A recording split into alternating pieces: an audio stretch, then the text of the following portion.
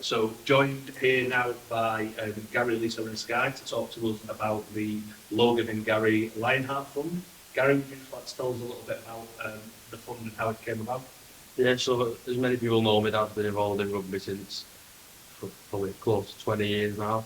Represented England, been on many tours. As many of you know, he passed away on his last tour in Italy, whilst was coaching under 19s in the European Championships.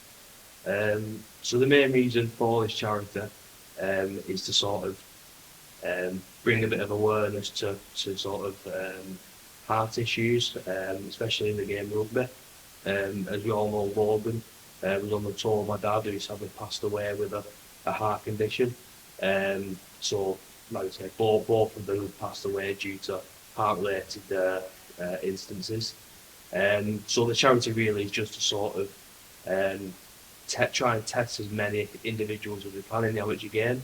Obviously in Super League and in semi-pro, you get a lot of testing and health check stuff like that, which isn't really found in the amateur game. So our aim really is to sort of help as many people as we can. If we can find anything that will then help someone get checked out and prevent any sort of further instances, that'd be brilliant, and that's what we're aiming to do.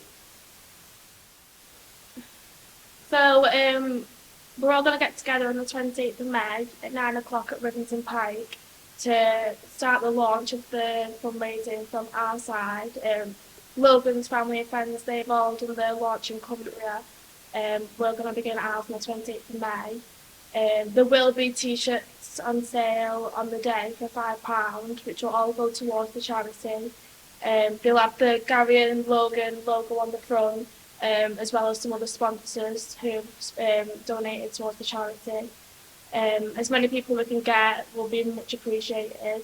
A small donation will be appreciated on the day. Everything will go towards the charity, just to spread the awareness, to share the post, just to get everyone there, get everyone supporting. The more support we get, the more money we can raise, the more heart screening we can do. Just your support will be appreciated. Yeah, even if you don't think you can manage the walk, just come along just to support. You can wait at the base because I'm sure there'll be like quite a few waiting there. The walk might be too much for some, but they just want to show the support. So yeah, just come along and everyone's welcome. Yeah, so if anyone can't make the walk or would like to donate before the walk, there's just many platforms where you can donate. So if you go on either mine or our Sky's Instagram page, Facebook pages, the link for the Just Giving page is on there. Also, if you go onto the Just Giving website, if you type in Logan and Gary fundraising, it's also on there as well. If you can't find it, if you directly message any of us or our foreman, we can get that over to you. Any amount of money is appreciated. In terms of the heart screen, it's roughly £20 to heart screen one player. So as much money as we can get, the more money we get, the more players that we can screen and try and protect and try and sort of Save one. save one. If it just saves one life, yeah. So Gary, the fund is obviously, we spoke about previously, to bring heart screening into the amateur games, specifically the youth game initially. Can you talk to us a little bit about how you're looking to do that and the weight that you want to take off these clubs? Because I believe the testing will cost around £20 a player, which is obviously a significant outlay per team. Plenty of clubs, plenty of teams and age groups within those clubs. Yeah, definitely. I mean, yeah, as you said, it's £20 to test one player, to a heart screening on one player. So if you think about how many players are in each club, it's a big burden to put onto a club to sort of put that amount of money out to try and get them tests done. So what we're trying to do is to get everyone tested all over the Northwest. So if you think every team's got roughly 25 players in that team at open age, each team's going to cost £500 on average to get fully tested. So every time we reach that £500 mark, it's an extra team that we can sort of help and give peace of mind to that they may have some sort of health issue that they weren't aware of. In that case, that's great, even though it's not a great thing to find out, but it's worth finding out so that the worst doesn't happen. But yeah, our aim is to test every single team in the North West. Likewise, in Cumbria, their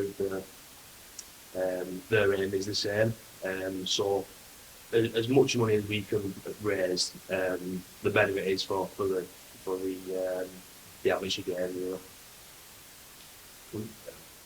know.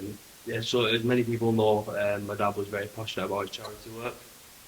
Outside of rugby, he did a lot for his work with the co-op, but also growing up with St Jude's, every year we did some sort of charity fundraiser, whether or not it was bike rides, beer festivals, raising charities for things like Derry House, all the Ray Children's Hospital, we did all sorts.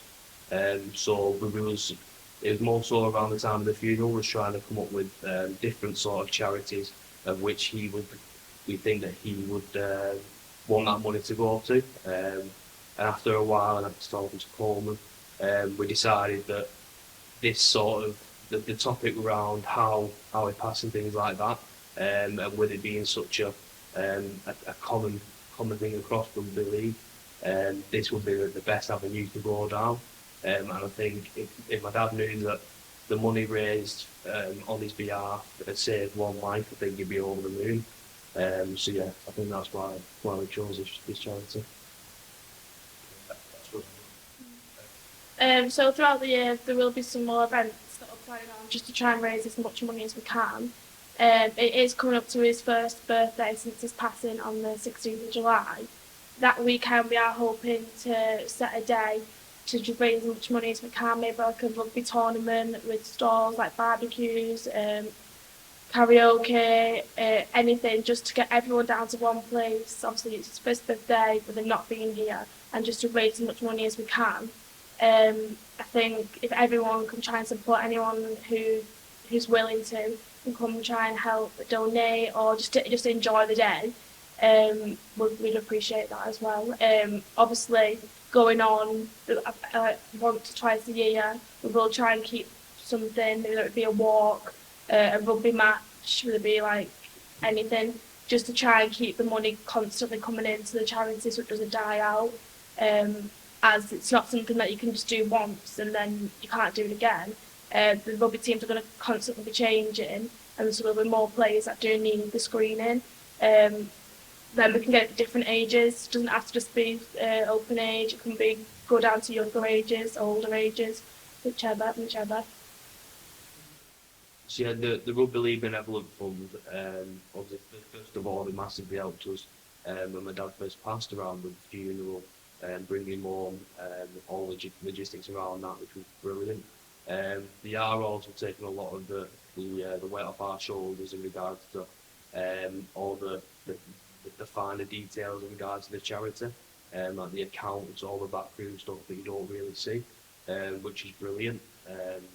So yeah, they've massively helped us in regards to setting up this charity and hopefully helping it keep on going for years to come.